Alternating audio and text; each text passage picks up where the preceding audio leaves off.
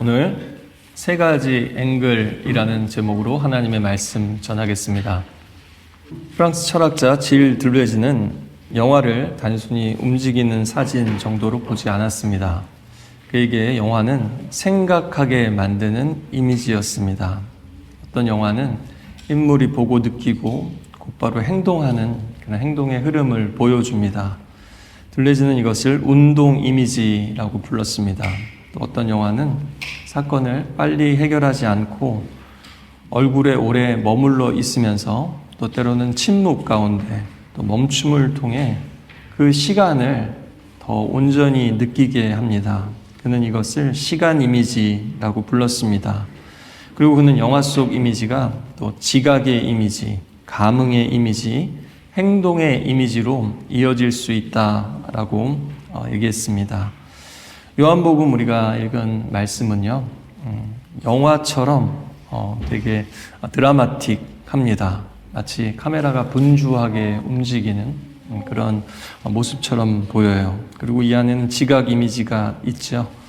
밤입니다. 그리고 기드론 시내입니다. 동산입니다. 횃불과 무기들이 보입니다. 이렇게 장면이 설정됩니다. 그리고 감흥 이미지도 있습니다. 얼굴들이 드러납니다. 그 얼굴 속에서는 유다의 내면이 드러나죠. 그 차갑고 냉정한 인간. 반면에 베드로의 얼굴을 한번 상상해 보십시오. 흥분 상태입니다. 충동이 있습니다. 그 안에는 예수님을 향한 사랑도 있을 겁니다.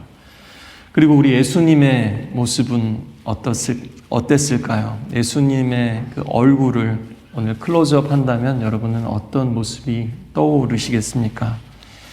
예수님의 침착함, 단호함, 그렇죠? 마지막으로 행동 이미지도 나옵니다. 일단은 무리를 이끌고 움직이고요. 베드로는 손을 움직여서 칼을 빼고요. 예수님은 말씀하시면서 앞으로 나아오십니다.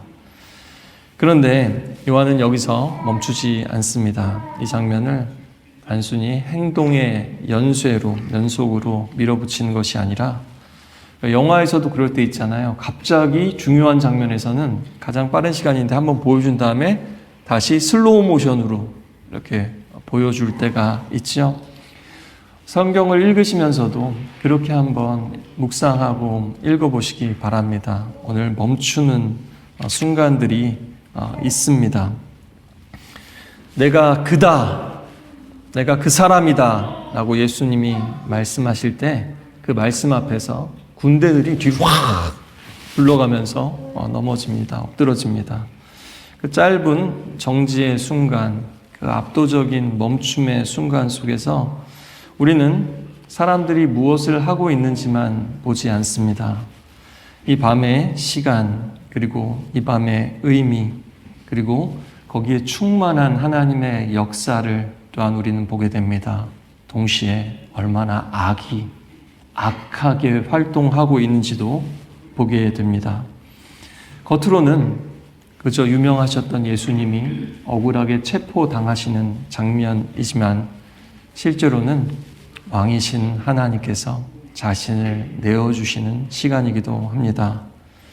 오늘 우리는 사도 요한이 마치 영화 감독처럼 그 카메라 앵글을 돌려가면서 보여주는 배신과 충동과 구원의 드라마를 따라가 보려고 합니다. 그리고 마지막에 여러분 자신에게 물어보셨으면 좋겠습니다. 여러분은 어떤 모습인지, 또 우리는 어떤 앵글로, 어떤 프레임으로 세상을 바라보고 있는지 다시 한번 발견하는 시간이 되기를 바랍니다. 먼저 카메라는요, 인물부터 잡지 않습니다. 배경을 잡고 있습니다. 깊은 밤입니다. 예수님은 제자들과 함께 기드론 시내를 건너 동산으로 들어가시죠. 이 길은 다윗이 걸었던 길입니다. 언제냐면요, 압살롬에게 너무 사랑했던, 또 오래 참았던 압살롬에게 배신을 당해서 예루살렘에서 도망칠 때 지나갔던 길입니다. 사랑했던 사람에게, 최측근에게, 믿었던 사람에게 배신당한 느낌 아십니까? 그때 다윗이 눈물로 건넜던 그 길을 다윗의 자손이시고 진짜 왕이신 우리 예수님께서 또한 건너고 계십니다. 게다가 지금은 6월절 기간입니다. 당시 언덕 위 성전에서 얼마나 많은 어린 양을 잡았던지 그 시내는 핏빛으로 변해 있었다라고 합니다. 시내가 흐르고 있는데 마치 피가 흐르는 것처럼 어린 양의 피가 정말 눈에 문자 그대로 그렇게 피가 흘렀다고 합니다. 그들은 그런데요, 그렇게 양을 많이 잡아서 열심히 예배를 드리고 제사를 드렸지만 하나님께서 친히 준비하신 어린 양은 그들이 보지를 못했습니다. 그리고 요한은 중요한 단서를 하나 더 붙이고 있습니다. 2절에 보니까 그곳은 예수님께서 제자들과 가끔 모이던 곳이어서 예수를 배반한 유다도 알고 있었습니다. 이 동산에서 매년 예수님과 제자들이 함께 머물고 대화하고 기도하던 장면이 오버랩이 되는 거예요. 만약에 영화 같다면 플래시백처럼 다시 과거로 돌아가면서 현재와 과거가 겹치면서 그런 장면을 사도 요한이 보여주고 있습니다. 예수님은 숨어서 피하신 것이 아니라 유다가 아는 그 장소였어요. 적들에게 노출된 곳이었습니다. 그곳으로 가신 거예요. 아시면서도요. 아니나 다를까 군사들이 등불과 횃불을 무기를 들고 찾아옵니다. 너무나 아이러니합니다. 어두움에 속한 사람들이 빛이 되신 세상의 빛이신 예수님을 잡겠다고 불을 들고 옵니다. 진리이신 예수님을 결박해 보겠다고 체포해 보겠다고 밧줄을 들고 옵니다. 생명의 주님을 잡아가겠다고 무기를 들고 오고 있습니다. 이렇게 배경을 먼저 보여주고 있습니다. 그리고 나서 첫 번째 카메라가 돌아갑니다. 예수님을 클로즈업합니다. 예수님은 자신이 당할 일을 아시고 앞으로 나오셨습니다. 예수님은 다 아셨어요. 지금 체포당하실 것도 곧 재판받고 신문받고 가장 처참한 고문을 받으시고 십자가에 달려 그렇게 저주받아 죽은 자처럼 죽게 될 것을 아셨습니다. 사람이라면 누구나 숨고 싶고 늦추고 싶고 피하고 싶은 상황입니다. 세상 사람들은 무식하면 용감하다라고 하죠. 모르니까 용감합니다. 그런데 예수님은 오늘 보니까요, 자기가 당할 일을 다 아시고 다 아신데도 용감하십니다. 담대하십니다. 예수님은 앞으로 나아가십니다. 뒤로 물러서지 않으십니다. 제자들 뒤로 숨으면서 제자들을 앞으로 떠밀지 않으십니다. 어두운 진실을 정면으로 응시하면서 나오십니다. 요한복음을 보면요, 예수님이 항상 앞으로 나오셨던 것은 아니에요. 예수님도 후퇴하실 때가 있었습니다. 예수님도 뒤로 물러나실 때가 있었습니다. 사람들이 전에 붙잡으려고 할 때 미끄러지듯이 빠져나가셨어요. 또 일부러 공개적으로 다니지 않고 은밀하게 다니실 때도 많았습니다. 어디로 가시는지 얘기하시지 않을 때도 많았어요.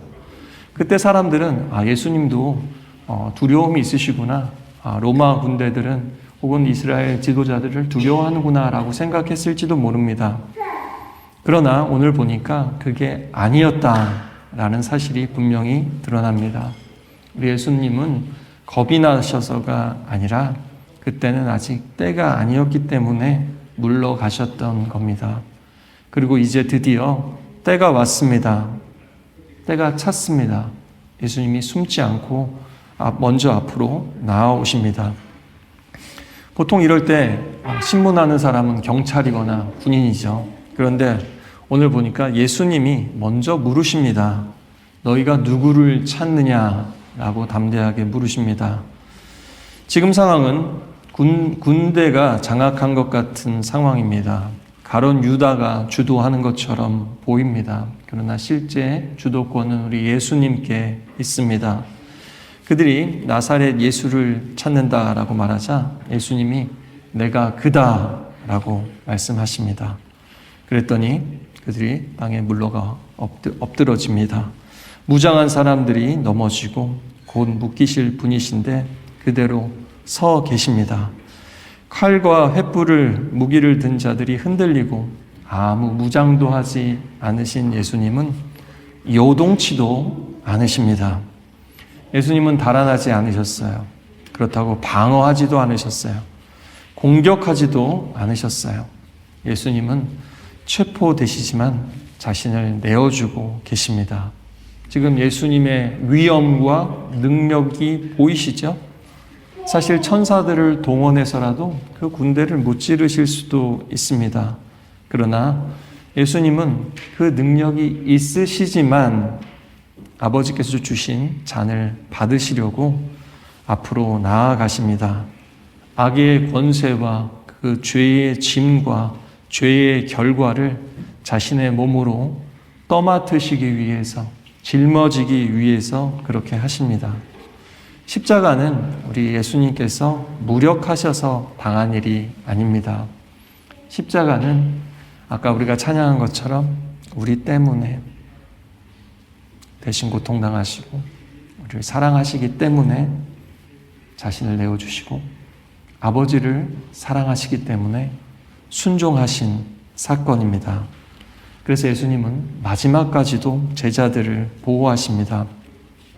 이 죽음의 순간 앞에서 이 긴박한 상황에서요, 예수님께서는요 차분하게 내가 예수다, 나를 잡아가고 내 제자들은, 내 사람들은 풀어줘라, 보내줘라 라고 말씀하십니다. 세상은 남을 희생시키고 자기가 살려고 하지만 하나님의 나라는 자기를 내어주고 남을 살립니다. 힘센 사람, 목소리 큰 사람이 이기는 세상에서 예수님께서는 약함과 침묵과 순종으로 승리하는 길을 몸소 보여주고 계십니다.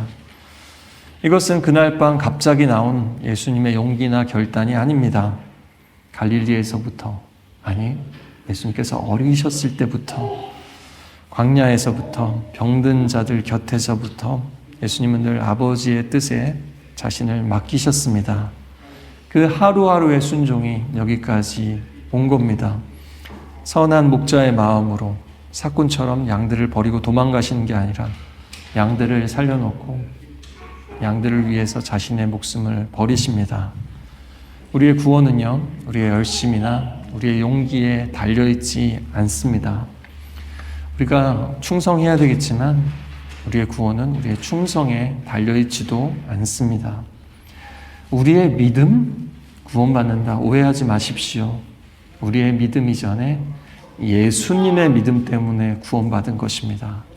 우리가 말씀 잘 지켜서 사랑받을 만해서가 아니라 우리 예수님이 아버지 말씀에 그렇게 순종하시고 신실하시게 모든 것을 감당하셨기 때문에 우리가 구원받았습니다. 여러분은 이 세상 살아가면서 담대하십니까? 흔들리지 않고 살아가고 계십니까? 희생시키기보다 희생하면서 살아가는 것을, 그 길을 선택하고 계십니까? 그렇지 않다면 오늘 예수님을 다시 한번 보실 수 있길 바랍니다. 하나님의 뜻을 아는 예수님이 담대하신 거예요. 하나님의 때와 시간을 아는 예수님이 흔들리지 않으신 겁니다. 아버지 손안에 내 인생이 있다는 것을, 목숨이 있다는 것을 아시는 예수님이 죽을 상황에서도 앞으로 걸어 나오신 겁니다. 반대로 말하면 우리는 하나님의 뜻을 모르고 하나님의 타이밍에 맞추지 못하고 하나님 아버지 손이 아니라 세상 권세 속에서 혹은 내 자신이 내 인생 쥐고 살아가니까 이렇게 담대하고 지혜롭고 사랑하며 살지 못하는 것 아니겠습니까? 예수님을 볼 수 있길 바랍니다. 두 번째로 카메라는 유다를 비춥니다. 유다는 멀리 있던 사람이 아닙니다. 가장 가까운 자리에서 예수님 말씀 듣고 기적을 보았습니다. 그런데 오늘 밤 그는 예수님 곁에 서 있지 않고 예수님을 잡으러 온 사람들 편에 서 있습니다. 아니, 앞장서고 있습니다. 이것이 유다의 비극입니다. 가장 가까운 사람이 배신하고 가장 잘 알아줄 것 같은 사람이 못 알아주는 거예요. 우리도 그럴 때 제일 속상하죠. 유다는 예수님이 어디 계신지 알았습니다. 예수님이 자주 가시던 장소를 알았습니다. 유다는 예수님을 너무너무 잘 알았습니다. 그런데요, 유다는 예수님도 잘 알았지만 이 세상도 너무 잘 알았습니다. 이 세상 돌아가는 법도 잘 알았습니다. 정치와 종교를 너무 잘 알았습니다. 누구를 동원해야 되는지, 돈 계산 빨랐습니다. 어떻게 해야 이득을 볼 수 있을지, 거래란 어떻게 해야 되는지, 언제 배신하고 예수를 넘겨야 되는지도 너무나 잘 알고 있었습니다. 우리도 그렇습니다. 우리도 잘 압니다. 하나님을 잘 압니다. 교회를 잘 압니다. 예배 순서를 잘 압니다. 찬양도 잘 압니다. 성경까지도 잘 압니다. 교리도 잘 압니다. 교단들도 잘 압니다. 그런데요, 하나님을 사랑하지 않을 수 있습니다. 몸은 가까이 있지만 마음은 멀 수 있습니다. 마리아가 예수님께 향유를 부었을 때, 그 돈, 저 향유값 가난한 사람들이나 나눠주지, 아깝게. 왜 낭비하느냐라고 했던 사람이 바로 유다입니다.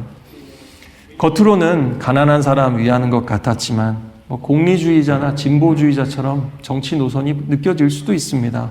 그러나 성경은 분명히 말씀합니다. 그는 도둑이었다. 헌금함을 맡았는데 몰래 횡령했더라. 마리아는 감사했지만 유다는 계산했습니다. 신앙의 위험은 단지 의심이 생기거나 하나님을 대적하는 데 있지 않습니다. 오히려 고통 가운데 하나님께 그렇게 달려드는 사람들이 오히려 하나님을 만났습니다. 유다는요, 문제가 무엇이냐? 경배의 대상으로 예수님을 더 이상 보지 않은 겁니다. 예수님을 바로 앞에 두고서 계산기를 두드리고 있는 겁니다. 순종이 먼저가 아니라 자신의 기대에 맞는지 아닌지 바라보고 있습니다. 예수님이 자기 시나리오대로 움직이고 계신지 아닌지 살펴보고 있습니다. 예수님이 내 욕망을, 내게 만족을 줄 수 있는지 평가하기 시작합니다. 이것이 바로 우리가 신앙이 식을 때도 동일하게 일어나는 현상이죠. 처음에는요, 은혜 받으면요, 깜짝 놀랍니다. 예수님이 나를 너무 잘 아셨구나. 예수님이 사람들이 몰라주는 내 마음을 너무 잘 아시는구나. 그게 은혜가 부어질 때 나오는 우리의 생각입니다. 그런데요, 사랑이 식어지면 어떻게 됩니까? 나 예수님 잘 알아요. 이렇게 됩니다. 더 이상 그러면요, 예배 때조차 예수님의 판단을 내가 받는 게 아니라 내가 심사위원이 되어서 예수님을 평가하고 판단하게 됩니다. 그러나 여러분, 향유를 부은 마리아를 보십시오. 자신의 생명을 부어주신 예수님을 보십시오. 무엇을 알게 됩니까? 사랑은 계산을 멈추게 된다는 거예요. 반대로 계산이 시작되면 설렘도, 떨림도, 사랑도, 순종도 서서히 식어가게 됩니다. 유다는 밤에 옵니다. 등불과 횃불과 무기를 들고 왔습니다. 그런데요, 또 한 번 아이러니입니다. 손에 불은 들고 있는데 누구보다 마음에 어두움이 있었던 사람입니다. 교회에서도 행복하고 감사하고 축제 같은 예배를 드리고 있지만 그 마음은 사실은 어둠의 지배를 받고 있는 사람들도 있을 수 있다라는 겁니다.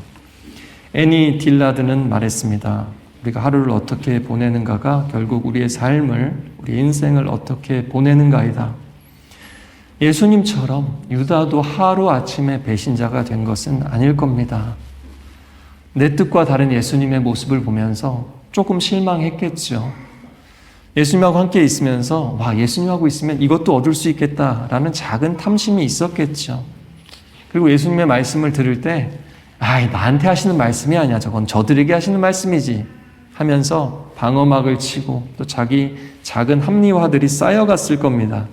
그러다가 어느 날 자기도 모르게 냉소와 의심과 계산 속에 빠져 살게 된 것입니다. 그것이 오늘 밤에 유다를 만들었습니다.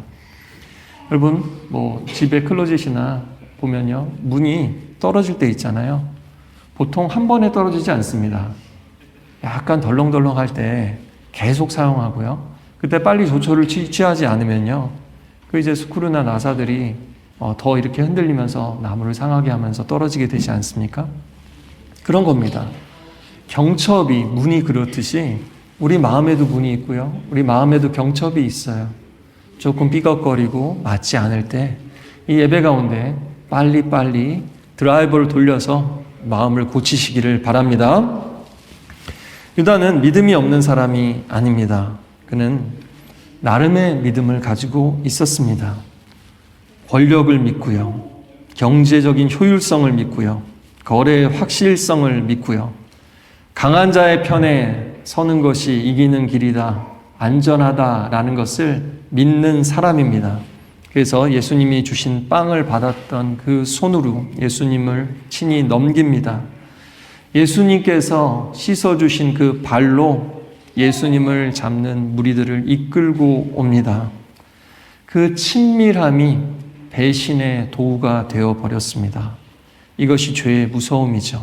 죄는 하나님이 주신 선한 것조차 악하게 사용합니다.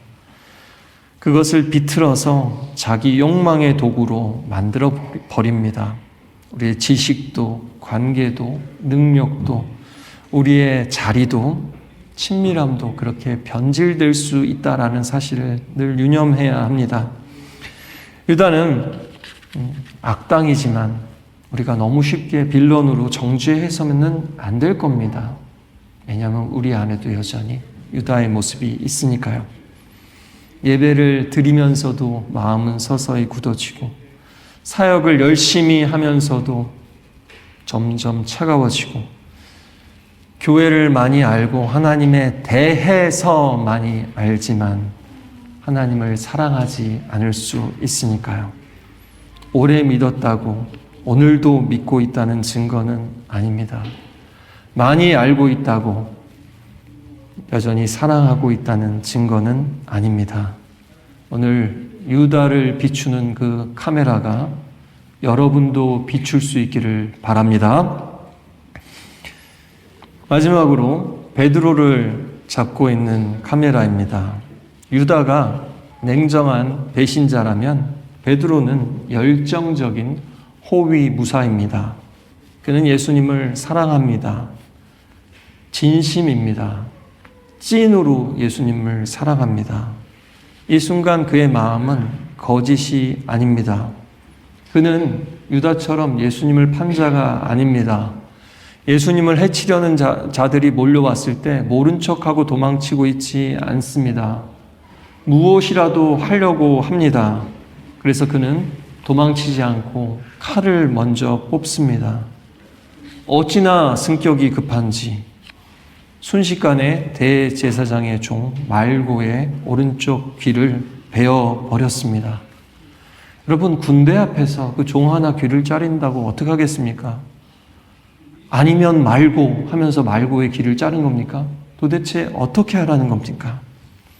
그러나 그는 예수님을 지키고 싶었던 겁니다. 진심이죠. 문제는요, 진심이 아니라 그 진실입니다. 진실. 진실이 아니라 진리입니다. 진리. 진리라는 것은 그 진심을 현실이 되게 만드는 예수님의 방식이에요. 예수님의 말씀을 알아야 그게 되고요.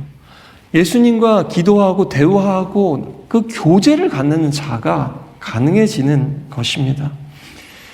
그는 주님을 사랑하지만 주님의 길을, 주님의 방식을 아직도 모릅니다. 이해하지 못합니다. 예수님이 말씀 안 해주신 게 아니에요. 그렇게 반복해서 말씀해 주셨지만 듣지 못하고 있습니다. 예수님을 위하기에 예수님을 지키려고 합니다. 자기 칼로요. 자기의 방식으로요. 폭력에 폭력으로 대응하면서요. 힘에 힘으로 맞서고 위협에 다시 내가 공격하고 카운터 어택을 하고, 그러니까 이 세상에서 지금 계속 전쟁이 일어나는 거 아니겠습니까? 혼란이 일어나면 자기가 마치 모든 것을 바로잡아야 되는 사람처럼 행동합니다. 나 예수님은 베드로에게 말씀하시죠. 이 칼을 칼집에 꽂아라. 칼집이 집에서 나와서 그렇게 막 휘두르고 돌아다니면 사람이 다친다는 겁니다. 그리고 더 중요한 것은 아버지께서 주신 잔을 내가 받아 마시지 않겠느냐라고 하십니다. 베드로는 칼을 휘두르고 예수님은 잔을 받으십니다. 베드로는 칼을 들고 예수님은 잔을 드십니다. 베드로는 적들의 피를 흘리게 하지만 예수님은 곧 자신의 피를 흘리실 겁니다. 베드로는 폭력과 싸움으로 지키려고 하지만 예수님은 비폭력적인 방식으로, 하나님께 순종하는 방식으로 구원하십니다. 우리도 얼마나 많이 베드로를 닮았습니까? 우리도 주님을 사랑합니다. 사랑하시죠? 진심으로 주님을 사랑하십니까? 진심이시죠? 네, 믿습니다. 그런데요, 그 사랑이 여전히 십자가를 통과하지 못한 사랑일 수도 있다라는 겁니다.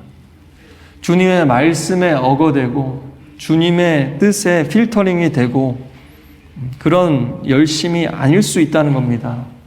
말씀과 기도로 연단된 믿음이 아닐 수 있다라는 겁니다.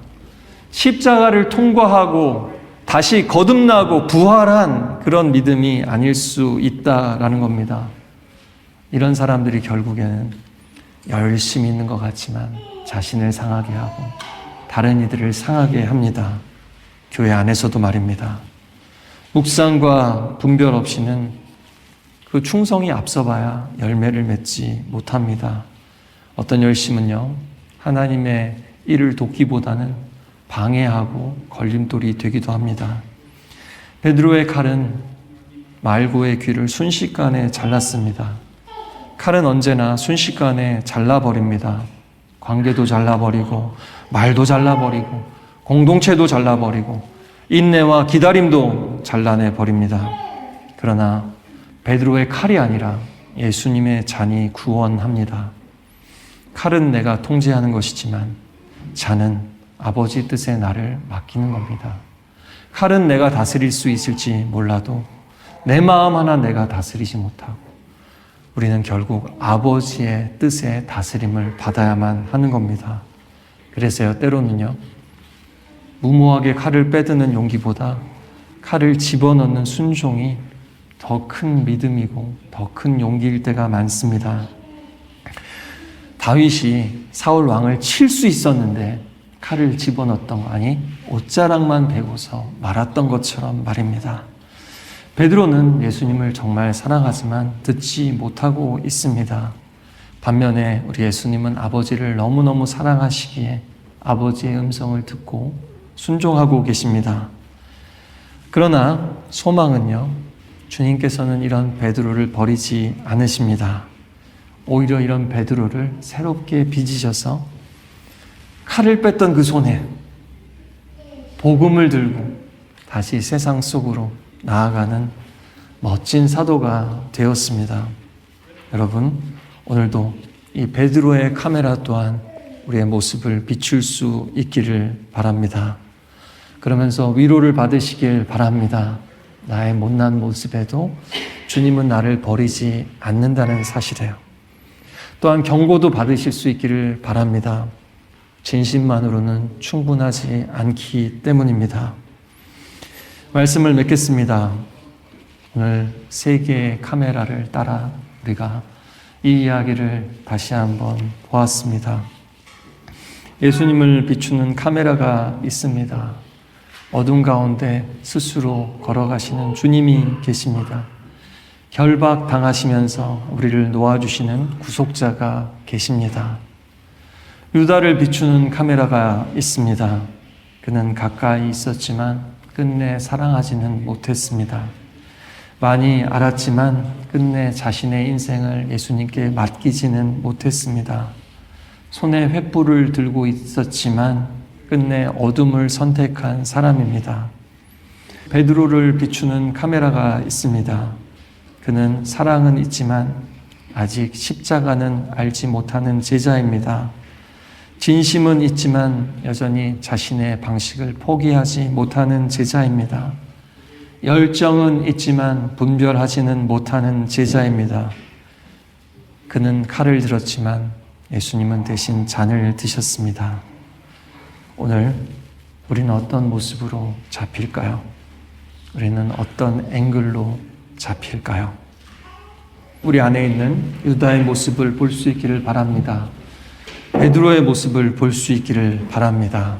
그리고 무엇보다 우리 예수님을 볼 수 있기를 바랍니다. 어떤 날은 우리도 차가운 마음으로 하나님 앞에서 계산기를 두드리고 있을 겁니다. 어떤 날은 막 은혜가 충만해서 예수님보다도 앞서서 달려가려고 할 겁니다. 어떤 때는 나도 모르게 하나님을 이용하고 싶고, 어떤 때는 은혜 받았는데 나도 뭔가는 해야지 하고 싶어 할 겁니다. 그럼에도 분명한 것은 우리 모두는 예수님처럼 사랑하고 싶고 순종하고 싶을 겁니다. 그렇죠? 그렇죠? 네. 복음은요, 그래서요, 우리를 유다의 카메라에, 베드로의 카메라에만 머물지 않게 하고, 결국에는 그러나 그것도 반드시 직면해야 되고 통과해야 되는 카메라입니다. 그러나 그것을 지나서 예수님의 그 앵글에 우리가 맞출 수 있을 때 우리는 예수님의 마음을 갖게 되고 예수님의 일을 감당하게 될 겁니다. 우리 함께 주께 드리네, 우리 I surrender all, 주님께 다시 한번 내가 엎드립니다. 계산이 아니라 경배합니다. 내 주장이 아니라 주님의 음성을 들으며 선택하며 나아가고 싶습니다. 우리 마음을 담아서 이렇게 찬양하겠습니다.